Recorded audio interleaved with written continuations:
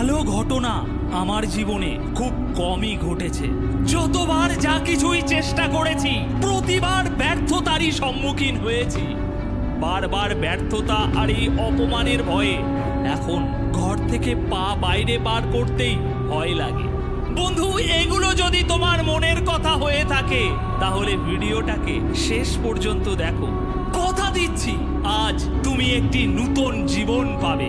জীবনে অনেক বড় একটা সফলতা অর্জন করে স্টেজে উঠে অ্যাওয়ার্ড নেওয়ার সময় সবাই তার কষ্ট আর অপমানের গল্প শোনায়, কিন্তু কিভাবে সে ওই ফেলিয়ার থেকে বেরিয়ে এসেছে, কি করলে অসফলতার সাথে মোকাবিলা করে সফলতা অর্জন করা যায়, এই রহস্যের গল্প খুব কম মানুষই শোনায়। তাই এই ভিডিওটি খুব মনোযোগ দিয়ে দেখো, তোমার দৃষ্টিভঙ্গি বদলাতে চলেছে। Number 1, believe in yourself. জীবনে কোনো কিছুই ভালো হচ্ছে না, যেটাই করছি সেটাতেই অসফল হয়ে যাচ্ছি, এরকম হতাশায় যারা ভুগছে তাদের সর্বপ্রথম করণীয় কাজ নিজেকে নিজে বিশ্বাস করা।